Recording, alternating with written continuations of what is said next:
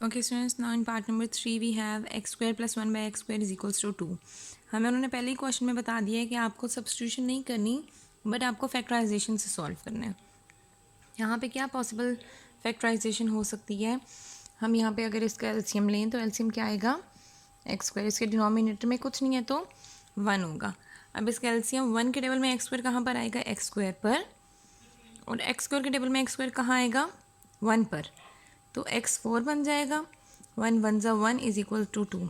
अब x square divide हो रहा है, दूसरी तरफ जाकर मल्टीप्लाई हो जाएगा, मीन्स 2 इंटू एक्स स्क्वायर। ये आ गया x 4 plus 1 is equals to 2 x square. Plus 2 x square है, इस साइड पर आकर हो जाएगा minus 2 x square plus 1 is equals to 0। अब यहाँ पर आप इसको किस तरह से सिंप्लीफाई कर सकते हो? ये एक्स 4 है, सॉरी। अब यहाँ पे हम अगर फॉर्मूला अप्लाई करें एक्स स्क्वायर का स्क्वायर माइनस 2 फार्मूले का, एक ही जगह पर एक्स स्क्वायर ऑलरेडी कंप्लीट हो गई है हमारी स्टेटमेंट, तो हम यहाँ पे जस्ट क्या लिख देंगे 1, और यहाँ लास्ट पे भी है 1 का स्क्वायर इज इक्वल टू 0। तो ये हमारे पास अंडरस्टूड सी बात है। कौन सा फॉर्मूला बन गया? A square minus 2ab plus b square. ठीक है, तो इसको हम सिंपली लिख देंगे a माइनस बी का whole square is equals to 0। अब स्क्वायर को आप कैसे ख़त्म कर सकते हो?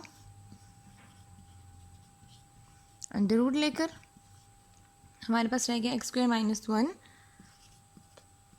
Is equals to 0। अब x square is equals to minus 1 इधर आकर हो जाएगा प्लस 1। सही। अब यहाँ पे भी अंडर रूट आप ले लो, स्क्वायर कैंसिल, हमारे पास आ गया प्लस माइनस 1। तो अब हमारे पास एक्स की वैल्यूज़ क्या आ गई हैं? Plus minus 1। आप इसी को सोल्यूशन सेट में भी लिख दोगे, plus minus 1। Okay students, now we have the last part of question number 3 of exercise 1.2। यहाँ पे आपको बता दिया गया है कि आपको सब्स्टिट्यूशन नहीं करनी। सब्स्टिट्यूशन के अलावा आप क्या कर सकते हो?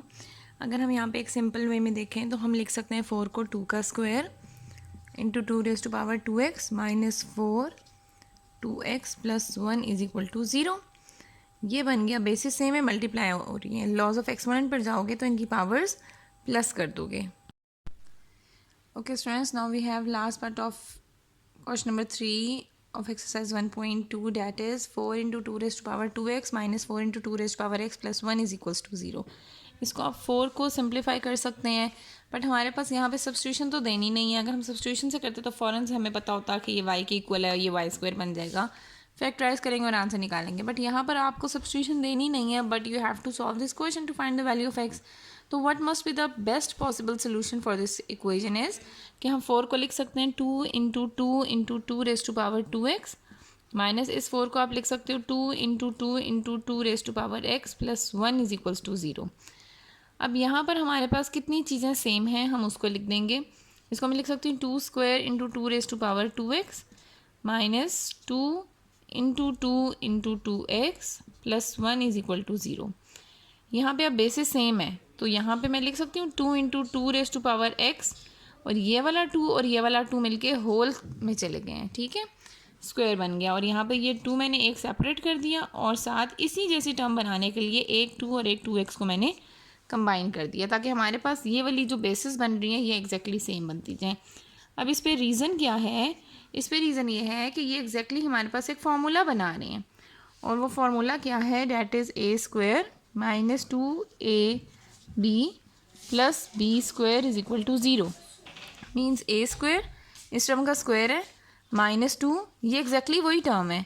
b की जगह पर हमारे पास यहाँ पे 1 है, ये 1 से मल्टीप्लाई होगी तो वही टर्म रहेगी, टर्म में कोई फ़र्क नहीं पड़ेगा, और b स्क्वायर यानी कि 1 का स्क्वायर 1 ही रहा। तो यहाँ पे हमने डायरेक्टली इसको कैसे लिख दिया?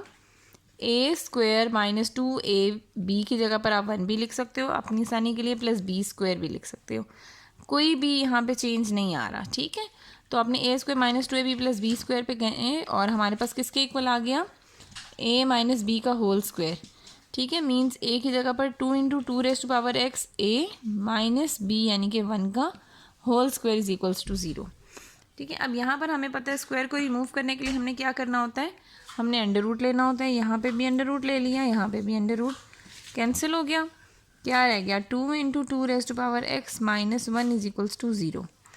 अब माइनस 1 है, उस साइड पर जाकर क्या हो जाएगा? 2 into 2 raise to power x plus 1, और +1 हमारे पास है और हमें चाहिए 2x की वैल्यू ना, तो 2 मल्टीप्लाई हो रहा है, दूसरी तरफ जाकर डिवाइड हो जाएगा 1 डिवाइडेड बाई 2। 2 यहाँ मल्टीप्लाई हो रहा था ना, इसको मैं इस साइड पर ले गई हूँ और मैंने लिख दी है 2x इक्वल्स टू 1/2। अब यहाँ पे मैं इसको अगर 2 की पावर देखूँ तो यहाँ पर 1 पावर है, ठीक है। तो जब हम इसको न्यूमरेटर में लेकर जाएंगे तो -1 हो जाएगी। आपने जो क्वेश्चंस किए थे एक्सपोनेंशियल इक्वेशन वाले, जिसमें लॉग में भी किए थे, तो बेसिस हमारे पास सेम थी। When basis are same, when basis are same, यानी कि 2x इक्वल्स टू 2 है, दोनों की बेसिस में 2 है, तो x की वैल्यू एक्सपोनेंट्स को आप इक्वल कर देते हो, तो x की वैल्यू आ जाएगी हमारे पास -1। आई होप आपको ये एक्सरसाइज समझ आ गई होगी। That's all, thank you.